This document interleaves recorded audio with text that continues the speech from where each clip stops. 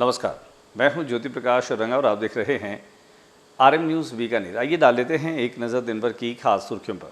हिम्मतसर नोखा के पूर्व सरपंच मेघ सिंह पर जानलेवा हमला, चुनीलाल ट्रोमा सेंटर में चल रहा है इलाज। क्षत्रिय सभा ने नोखा पहुंच करके और थाने का घेराव करने का लिया संकल्प। अपराधियों को जल्द ही गिरफ्तार किया जाएगा, कहा नोखा थाने में पुलिस अधिकारी। बांडाशाह जैन मंदिर के स्थापना दिवस के मौके पर चढ़ाई गई ध्वजा। कांग्रेसी पार्षदों ने निगम के उपायुक्त का किया घेराव। वहीं वार्ड संख्या 33 के वार्ड पार्षद और वार्ड वासियों ने भी निगम उपायुक्त का किया घेराव। सुजान देसर स्थित सूरज विहार कॉलोनी व्यासी की बाड़ी में सीवरेज का काम सही नहीं होने से धंस रही है सड़कें, हो रहे हैं हादसे। प्रशासन शहरों के संग अभियान के तहत सुजान देसर और रामसर के निवासियों को दिए जाएंगे पट्टे और उनके डॉक्यूमेंट्स की जा रही है जांच। शारदीय नवरात्र के अवसर पर सुजान देसर स्थित रामदेव मंदिर में कोविड एप्रोप्रिएट बिहेव और पालना के साथ में भक्तों की संख्या में दिखाई दे रही है कमी। और नीलकंठ नर्सरी में शानदार ग्रीनरी और अलग अलग वैरायटी के पौधे उपलब्ध। देशनोक नगर पालिका के तत्वावधान में आवासीय और व्यावसायिक भूखंडों की जा रही है नीलामी। 11 और 14 अक्टूबर को भी होगी नीलामी। और अब खबरें विस्तार से। सबसे पहले बातचीत करते हैं। आमतौर पर बीकानेर शहर, जो कि शांत शहरों में गिना जाता है, अब लगातार आपराधिक गतिविधियां और वारदातें बढ़ती जा रही है। ऐसा ही मामला सामने आया जब गुरुवार को नोखा हिम्मतसर के पूर्व सरपंच रहे मेघ सिंह करनी मां के दर्शन करके लौट रहे थे। अपनी गाड़ी में परिवार के साथ में थे और घात लगा करके कुछ लोगों ने उन पर ताबड़तोड़ हमला कर दिया। उनकी जगह जगह पे जो है वो उनको फ्रैक्चर आए हैं। उनका इलाज बीकानेर की ट्रोमा सेंटर पर चल रहा है। हम आपको दिखाते हैं कि हिम्मतसर के पूर्व सरपंच मेघ सिंह पर किस तरह से जानलेवा हमला किया गया।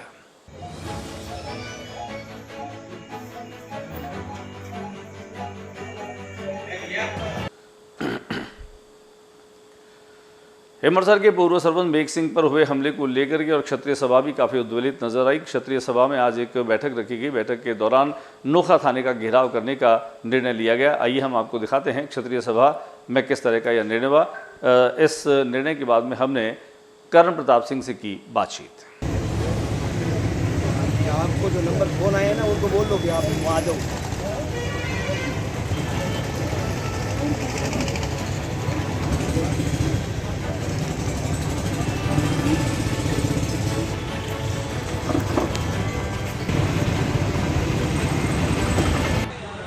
जहाँ भी इस तरह की घटनाएं हो रही है, क्षत्रिय सभा वहाँ हर जगह जाकर उस घटना का विरोध करती है और प्रशासन के साथ मिलकर उस घटना में जो भी अपराधी शामिल हैं उनके खिलाफ सख्त से सख्त कार्रवाई करने की प्रशासन से क्षत्रिय सभा अपील करती है। सभा का आप जब इकट्ठे होकर जा रहे हैं, क्या रोल रहेगा, किस प्रकार?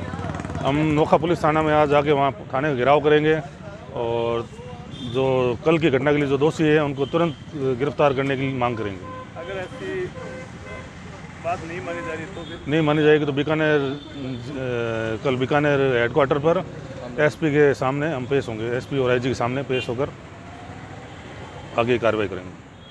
मेघ सिंह पर हुए हमले के दोषियों को जल्द से जल्द गिरफ्तार कर लिया जाएगा। हालांकि कुछ नामजद है और कुछ जो है वह पुलिस लगातार प्रयास कर रही है। किसी भी आरोपी को बख्शा नहीं जाएगा। हमने नोखा थाने में तैनात पुलिस अधिकारी से की बातचीत।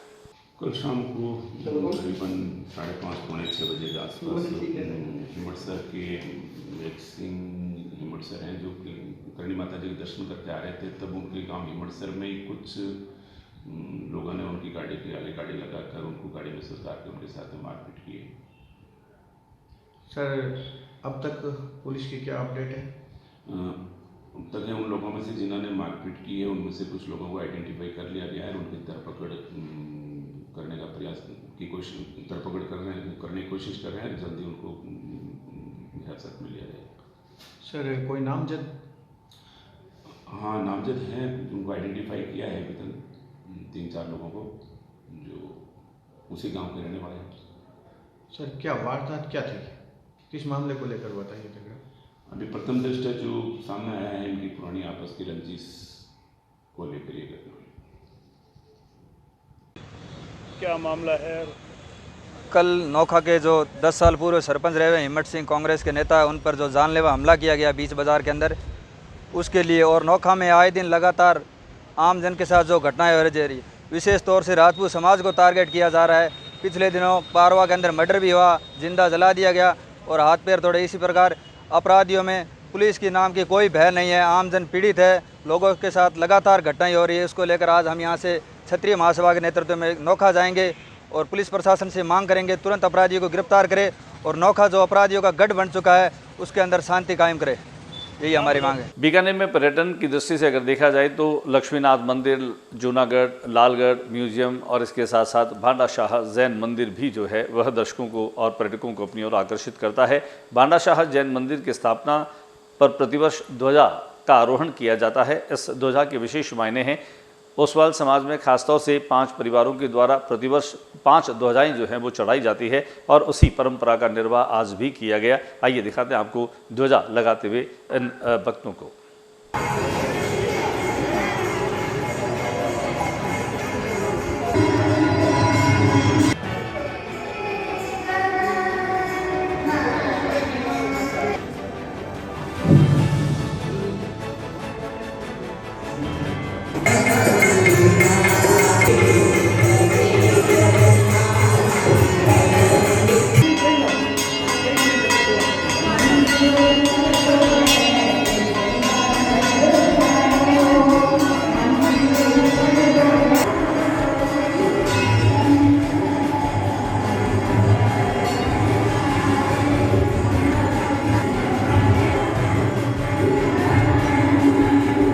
हमने यहाँ पर राजेंद्र लूनिया से की बातचीत। आरोहण का कार्यक्रम किया जा रहा है, क्या कहना चाहेंगे? ऐसा है कि जैन धर्म में मंदिर बहुत इम्पोर्टेंट है और मंदिर में ध्वजा हर साल फहराई जाती है। ये ध्वजा का ही महत्व है। ध्वजा के कायमी मिति की हुई है, मतलब एक आदमी ले ली तो वो उसका परिवार करता रहेगा। तो 5 ध्वजाएं हैं, एक तो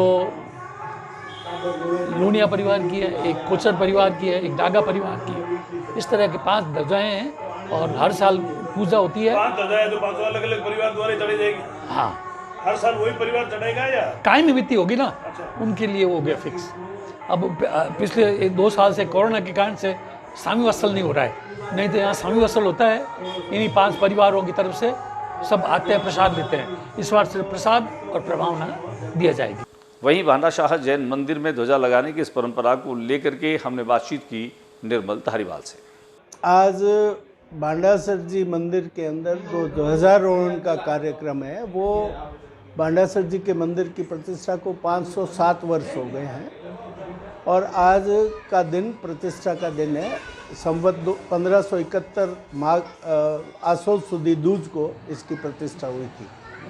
उसी के तहत आज पूजा का और प्रसाद का कार्यक्रम रखा गया है।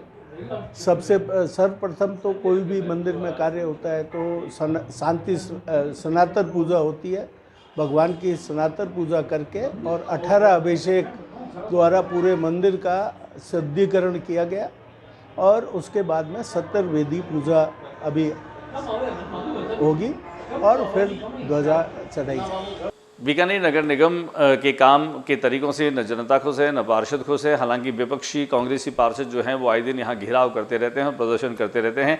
आज निगम उपायुक्त का घेराव कांग्रेसी पार्षदों ने किया। उनका आरोप है कि शहर भर में मलेरिया और डेंगू के मरीज लगातार बढ़ रहे हैं, अस्पतालों में आउटडोर लगातार बढ़ता जा रहा है, लेकिन निगम जो है उनकी कार्यशैली वैसी की वैसी सुस्त और नाकारा पड़ी नजर आ रही है। 2 दिन पहले जहां फोगिंग की जा रही थी वो भी कुछ इलाकों में की गई। उसके बाद में इस बात की जानकारी मिली कि फोगिंग वाली जो टैक्सी है, ऑटो जो है वो ख़राब हो गया। उसके चलते इन पार्षदों में गहरा आक्रोश देखा गया। आइए हम आपको दिखाते हैं कि निगम में निगम आयुक्त का घेराव किस तरह से कांग्रेसी पार्षदों ने किया। आप निगम आ रही हो गया भला बताओ नहीं कितनी देर में आओ निगम पहला निगम आओ बाद सारा काम फोन जाओ और इसका सिद्ध हो गया नहीं वैसे मैं बात की टेलीफोन का ले टैक्सी खराब है तो पर लास्ट हो गया ये मैंने मौके से बोल गया मैं बताऊं बुकिंग वाला आपको दिन का बोला 4 दिन हो गए क्या 2 दिन और लगेंगे मशीन खराब कभी के टैक्सी खराब है कभी हल्लाबाजी कर रही है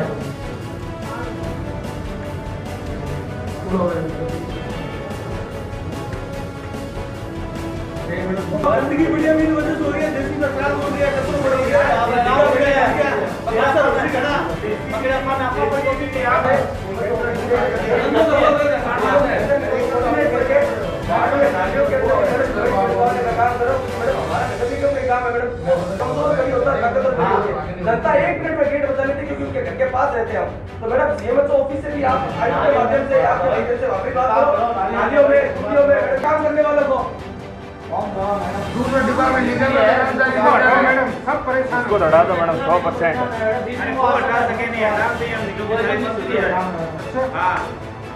हमने यहाँ पर पार्षदों से की बातचीत। आज घेराव विभाग मैडम का घेराव किया है।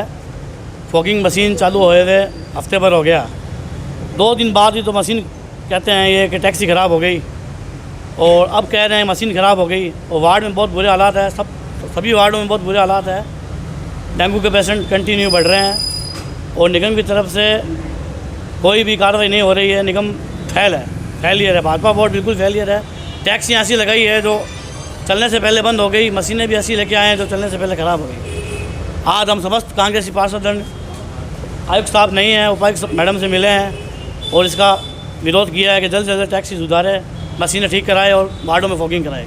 वार्ड संख्या 33 के भी लोगों ने जो है वह निगम आयुक्त का घेराव किया। वार्ड नंबर 33 के निवासियों का ये आरोप है कि यहाँ पर मूलभूत सुविधाओं को लेकर के न केवल निगम नाकारा है बल्कि यहाँ पर पड़े कचरे के ढेर जो हैं वह लगातार नहीं उठ रहे। यहाँ पर उनका ये भी आरोप है कि जिन ट्रैक्टर्स को यहाँ पर भेजा जाता था वो ट्रैक्टर्स भी अब बंद है और जब भी उनसे संपर्क किया जाता है तो वे कोई न कोई टाल मटोल कर देते हैं। लिहाजा निगम आयुक्त ने तुरंत कार्रवाई करते हुए वहाँ ट्रैक्टर जो है उसको सैंक्शन किया और वहाँ उसे निर्देशित किया कि वार्ड नंबर 33 में जो कचरा पड़ा उसे उठाने की वो व्यवस्था करे। कुल मिलाकर के निगम की कार्यशैली बहुत अजीबोगरीब नज़र आती है और आम आदमी और आम जनता जो है वो परेशान नज़र आती है।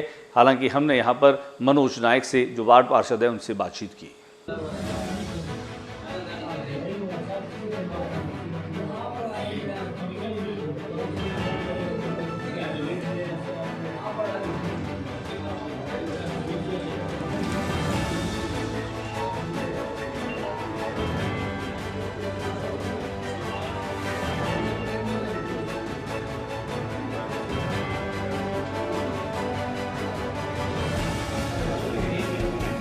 ज्ञापन दिया है। मेरे वार्ड नंबर 33 के अंदर ट्रैक्टर नहीं आता है,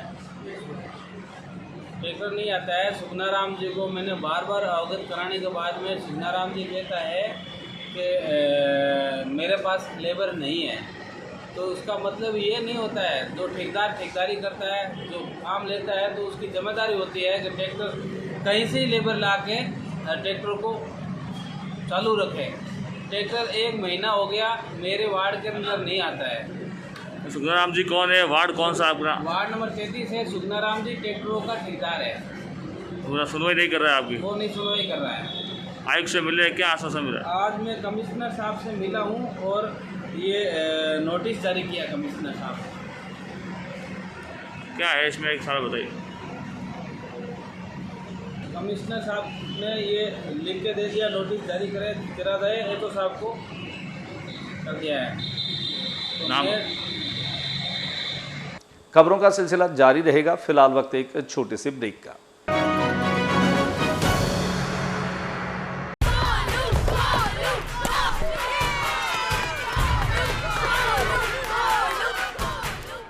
If Arjun is batting, why are we cheering for Golu? He isn't even here. Arey, you don't know. He hasn't come so that we don't get infected. Spread of novel coronavirus disease can be stopped. Staying away from public places when you have fever with cold and cough could stop spreading it. Help us to help you. Visit your nearest health facility if you have cough, fever or difficulty in breathing, or contact helpline number 9111 2397 8046.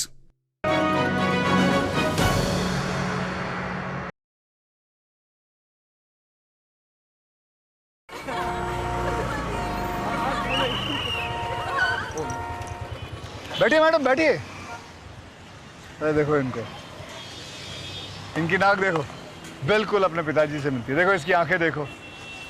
पता है तेरे पिताजी ने हमें हंसाया है, रुलाया है, मनोरंजन दिया है। मतलब कौन सा गाना था? एक चतुर नार बड़ी होशियार है, क्या गाना था वो। ओए बिट्टू, तू यहाँ क्या कर रहा है? और ये दोनों लड़कियां कौन है? देखिए भाई साहब, आप कौन है? जी मैं इसका बाप हूँ। आप इसके बाप हैं? महमूद का बेटा नहीं है तू? अरे हास्य कलाकार महमूद, ये तेरे बाप का रोड नहीं है? जी नहीं। तो फिर बिना हेलमेट के 2 लड़कियों को बिठा के व्रूम व्रूम करते शर्म नहीं आती तुम्हें? चलान तो कटेगा भैया तेरा। और अभी उतर के लेके जाओ। आपकी और सबकी सुरक्षा के लिए कृपया ट्रैफिक नियमों का पालन कीजिए, क्योंकि रोड किसी के बाप का नहीं है। शाबाश। सड़क सुरक्षा जीवन रक्षा।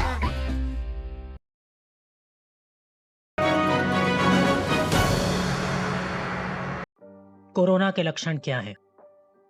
बुखार, सूखी खांसी, थकान, स्वाद या गंध का ना आना।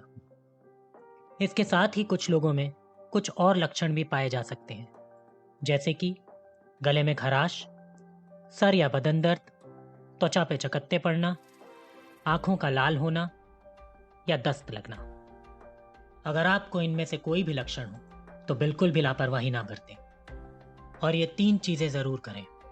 बीमारी से परिवार वालों को बचाने के लिए थोड़ी दूरी बनाकर रखें, कोरोना की जांच कराएं और डॉक्टर की सलाह लें। सफाई भी, दवाई भी, कड़ाई भी, जीतेंगे कोरोना से लड़ाई भी। ब्रेक के बाद एक बार फिर आपका स्वागत है। सुजान देसर स्थित सूरज विहार कॉलोनी, जो व्याजी की बाड़ी के रूप में भी लोगों की जुबां पर है, वहाँ पर कोई गुजरात की जो कंपनी है वह सीवरेज डालने का काम कर रही है, लेकिन पिछले करीब 1 महीने से सीवरेज के काम में जिस तरह की त्रुटियां और लापरवाहियां सामने आ रही हैं वह बड़ी बड़ी दुर्घटनाओं को निमंत्रण देती हुई दिखाई दे रही है। कुछ दिन पहले जहां एक ट्रक का पहिया धंस गया था, लेकिन वहां पर कोई बड़ी दुर्घटना नहीं हुई और बिजली का भी एक खंभा जो है वह इसकी वजह से गिर गया था और गनीमत रही कि वह बिजली का खंभा जो है वह ट्रक की पिछली बॉडी पर जाकर के गिरा, जिससे कोई बड़ी दुर्घटना नहीं हुई। आज जो है वो एक ऊंट गाड़ा है, उस ऊंट का एक पांव जो है वह वहाँ पर धंस गया और धीरे धीरे ये बातें समझ में आ रही कि सीवरेज का काम जो है वह प्रॉपर तरीके से नहीं हो रहा है और बड़ी लापरवाही जो है वो सामने आ रही है। यहाँ पर हमने रहने वाले लोगों से बातचीत की और जानने की कोशिश की कि आखिर ये पूरा मामला क्या है।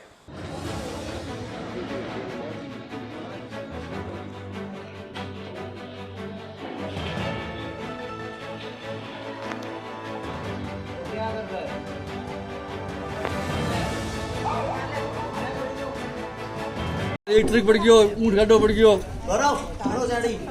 हम सुबह मारो रात बड़ा मोड़ो बेलो रात 1:30 बजे तो बदिया तो बच गयो।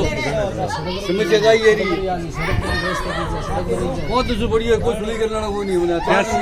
क्या समस्या क्या है यहाँ की? समस्या आ गया वो सीवलेंट छूटी, पाइप छूटी होकर समस्या है मोने और छूटी होकर फिर आप बताओ सबसे बड़ी गलती है कि पाइप छूटी होकर जो जॉइंट छूटी होकर मोने और पाइप होकर छूटी हो सीवलेंट डाली मेरी गलती है। ये तो चलो छोटा सा मैंने सस्पेंड कर दिया, मैंने सस्पेंड करो या मैंने बुलाओ मौके पर ये कैसे छूटा पहला जनहानि भी हो सकती है, आपको पता है क्या? तो सीधा मकान के बच्चे मकान जा रहे हैं मोने दम पूरी घटना की जानकारी कितने दिनों से समस्या जूझ रहे हैं? 4 दिन हो गए मोने बात है थोड़ी निकालते यहाँ पे ट्रक एक्सीडेंट हो गया यहाँ का। उल्ट क्यों ट्रक भाई? ऐसा है कि उधर की साइड गिरा, टूटो कौन है यार, जॉइंट की कोई बड़ी पाइप भी कोई परिवार का कोई भी सदस्य यहाँ पे नुकसान हो सकता था यहाँ का। आपको पता है, आप क्या देखते हो? ये कॉलोनी वाले तो सुनते नहीं है, हम कहाँ जाए बताओ सुनाने के लिए। और ऊँट काटा उसके जस्ट 10-12 दिन के बाद में ऊँट गिरा यहाँ पे। वो तो छोटा सा हादसा होकर रुक गया, नहीं तो बड़ा भी हो सकता था, जनहानि भी हो सकती है यहाँ पे। ये लापरवाही है ना। और ट्रक का वो नुकसान हुआ, वो इन्होंने बेचारों ने हर्जाना भरा है, उसका हर्जाना कौन देगा? ठेकेदार देगा या गवर्नमेंट देगी या कॉलोनी वाला देगा? कोई नहीं देगा, इनको तो लग गया ना। जो भी संबंधित फॉल्ट होगा उसका हर्जाना होना चाहिए इनका। नहीं और सर इसका जो उन्होंने जो और हमारे मकानों को जो नुकसान पहुंचा है उनका हर्जाना कौन देगा? उनका ये जो बिल है, उनका जो काम है, उसको रिव्यू कौन करता है इसका कि उसने बराबर काम किया है नहीं किया? उसका बिल किसने पास किया है? आधा अधूरा काम करने से कोई बिल पास होता है क्या? ढंग से ना तो पाइपलाइन डाली है, ना घरों का जो कनेक्शन होना चाहिए वो ढंग से नहीं किया है इन्होंने। कहाँ से पाइप कहाँ से डाल दिए पता नहीं, इनका क्या है। हमें तो कोई मालूम नहीं है, यहाँ पे कोई आता जाता नहीं है। आते हैं तो बस पूरे दिन यहाँ इधर उधर डोल के चले जाते हैं। 5-6 दिन से ये खुला पड़ा है दरड़ा। सर हमें तो उस अधिकारी का नाम भी चाहिए जिन्होंने इसका जो है वो अप्रूवल दिया है कि हाँ इतना काम सूरज विहार कॉलोनी के अंदर हो गया है। मुझे तो उस अधिकारी का नाम भी चाहिए, हमें तो उसके खिलाफ भी शिकायत दर्ज करवानी है। 2 अक्टूबर से प्रशासन शहरों के संग अभियान चल रहा है। सुजान देसर और रामसर में रहने वाले लोगों को पट्टे वितरित किए जा सके, इसके लिए इंद्राक्षी कंसल्टेंट और नगर मित्र के माध्यम से लोगों के डॉक्यूमेंट्स चेक किए जा रहे हैं। डॉक्यूमेंट चेक करवाने के पश्चात जहां पर पट्टे दिए जाने लायक कागज़ पूरे हैं वहां पर उनसे पूरा शुल्क लिया जाएगा। उसके बाद उन लोगों को पट्टों का वितरण किया जाएगा। बहुत लंबे अरसे के बाद में प्रशासन शहरों के संग अभियान चला है और इसके चलते अब लोगों को उम्मीद बनी है कि अब जो है उनके घरों के पट्टे उनको मिल पाएंगे। दिखाते हैं हम आपको कि नगर मित्र इंद्राक्षी कंसल्टेंट के जरिए किस तरह से लोगों के पास से कागजात जो हैं वो देखे जा रहे हैं, उनका वेरिफिकेशन किया जा रहा है।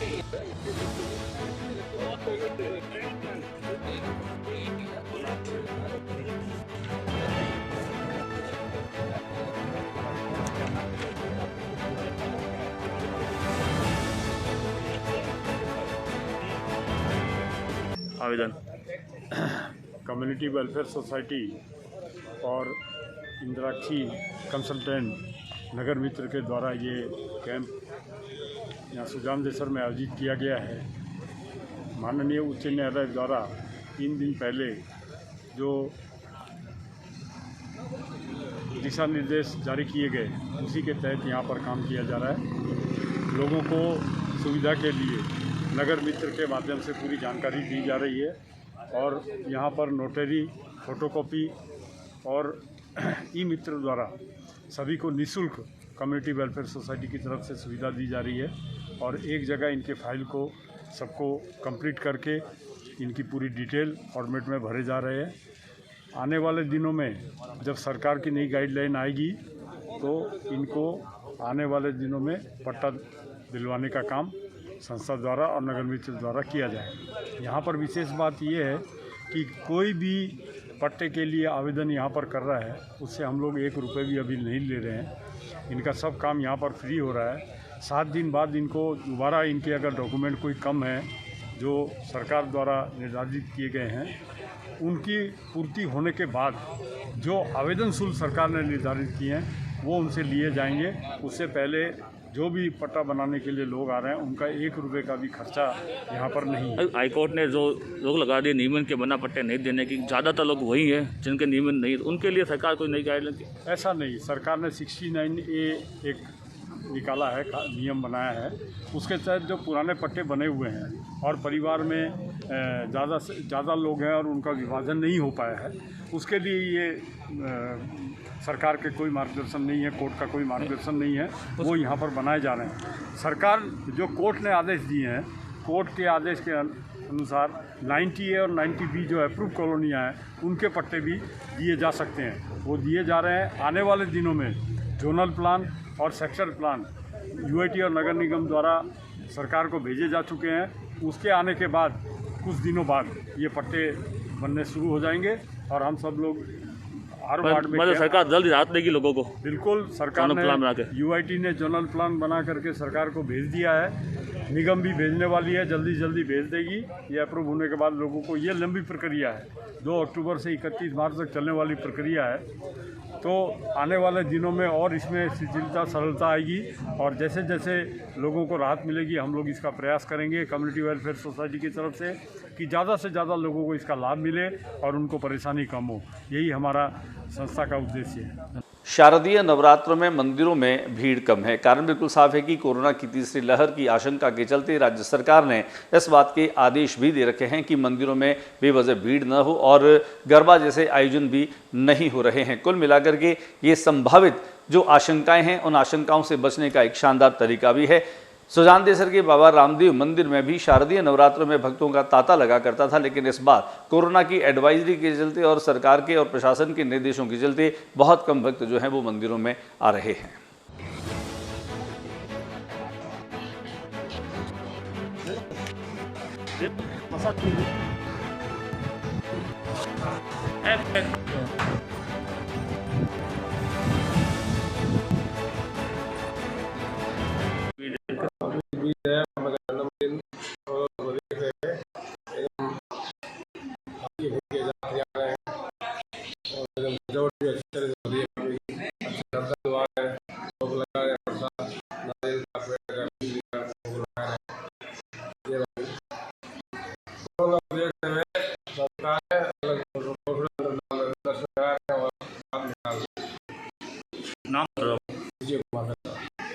प्रशासन शहरों के संग अभियान के चलते ही देशनोक नगरपालिका के माध्यम से भी आवासीय और व्यावसायिक भूखंडों की नीलामी की जा रही है।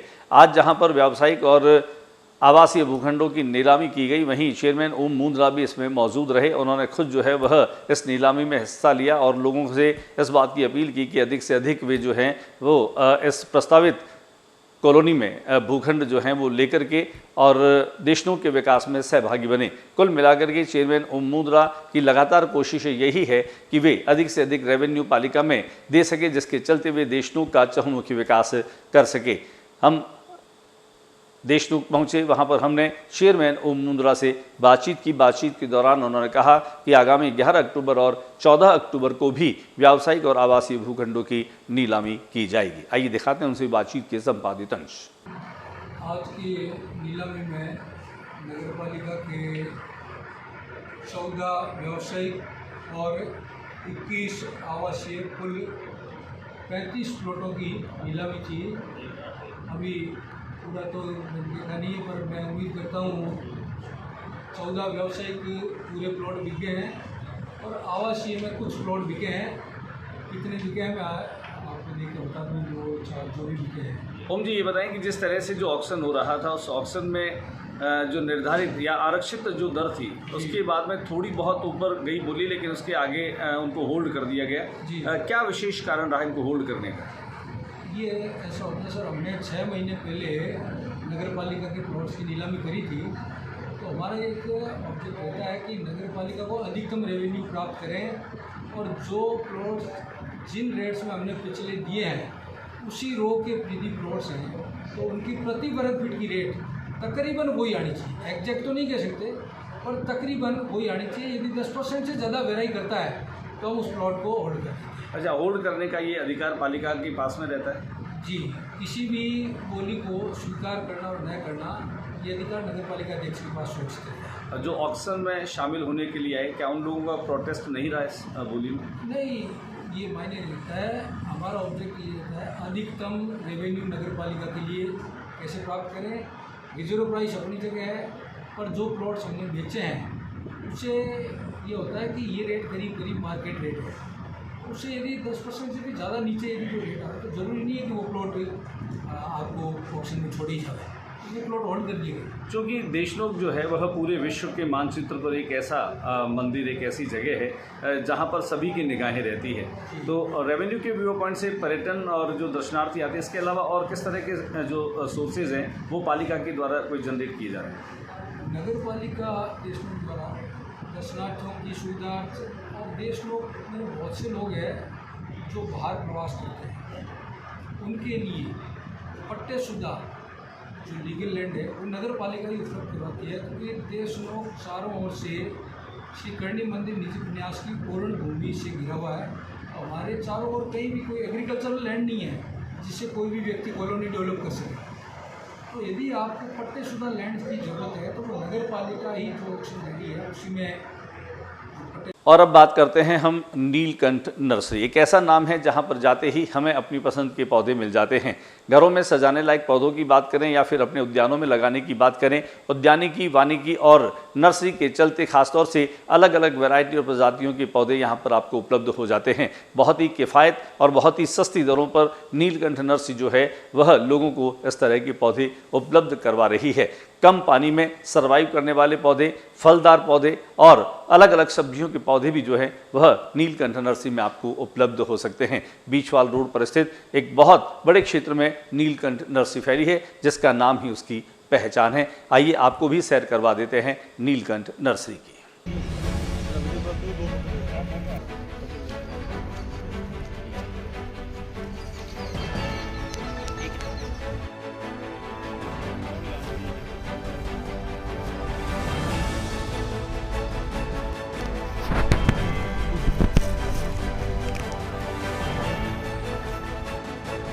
आंवले के कवर हो रहे हैं ऐसे मिक्स दिखा देंगे।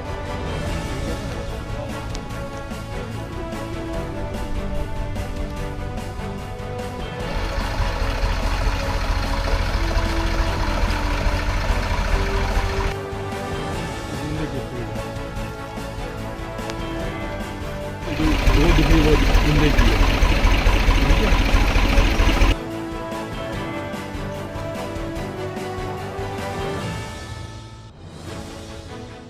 आज के बुलेटिन में बस इतना ही। अगले बुलेटिन में नई गतिविधियों के साथ इस समय इसी चैनल पर फिर मुलाकात होगी। न्यूज़ रूम से ज्योति प्रकाश रंगा को इजाज़त दीजिए। नमस्कार।